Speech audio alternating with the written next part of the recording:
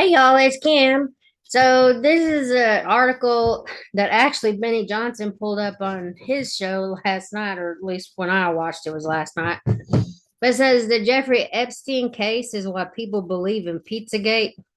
I, I mean, some of this stuff I haven't kept up with, but I know kind of what PizzaGate is. They were supposed to, I guess, anyway, I guess it was like a pedophile ring. That's all I know about it.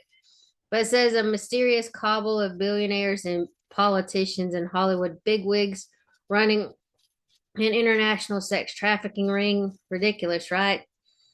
But anyway, let's see. So this is by Matthew Walther. The arrest of the apparent billionaire investor Jeffrey Epstein at a New Jersey airport on Saturday on federal charges for crimes he was accused of during the Bush administration should not be surprising to anyone who was following the news carefully. He may have escaped in 2008 with the ludicrous 1 year stint in a county jail that he was allowed to leave 6 days a week, but his name has never quite been out of the headlines.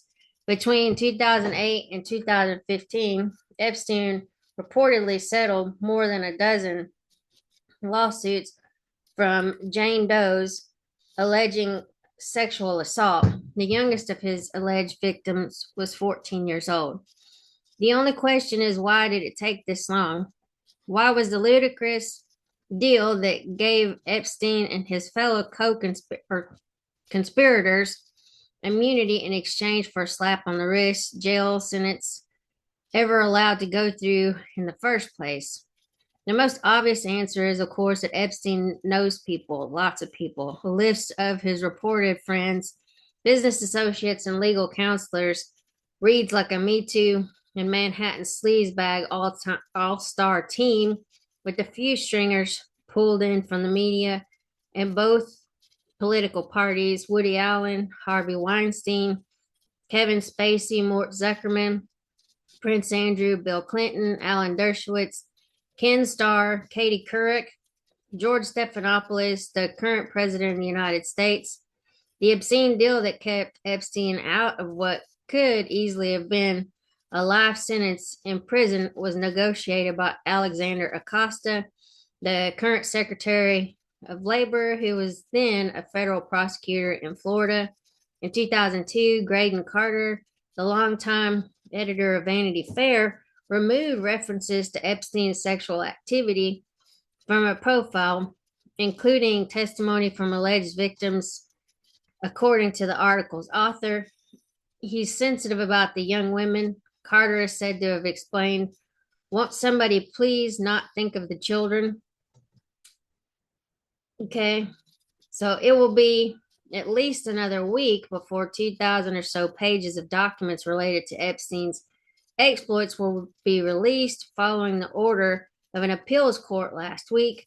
When we finally see them, we will likely be able to answer questions about the identities of the numerous prominent American politicians, powerful business executives, foreign presidents, a well known prime minister, and other world leaders who have also been accused of sexual abuse by Epstein's alleged victims.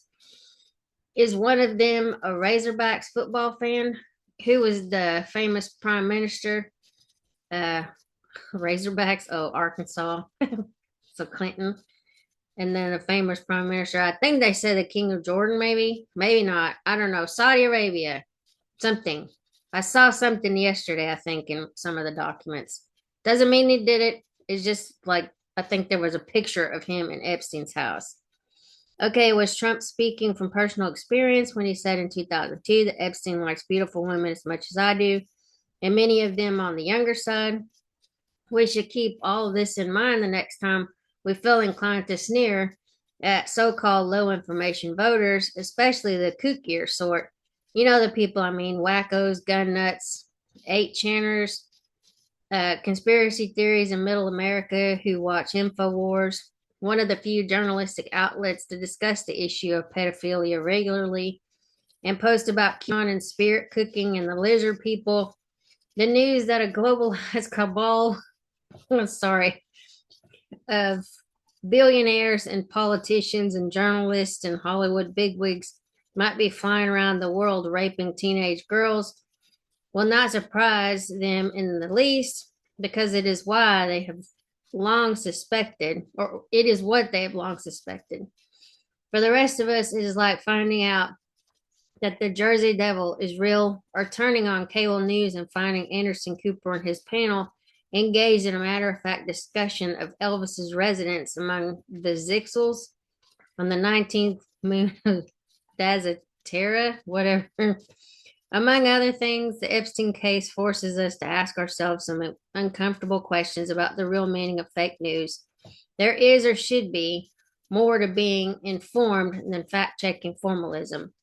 If you have spent the last few years earnestly consuming mainstream left of center media in the country, you will be under the impression that the United States has fallen under the control of a spray tanned Mussolini clone who is never more than 5 minutes away from making birth control illegal.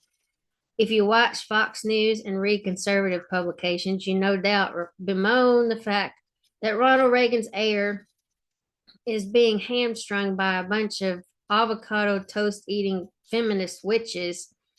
Meanwhile, Alex Jones's audience will tell you that America, like the rest of the world, is ruled by a depraved internationalist elite whose ultimate allegiance is not to countries or political parties or ideologies, but to no other, or to one other. What? To one another, excuse me. These people believe in nothing.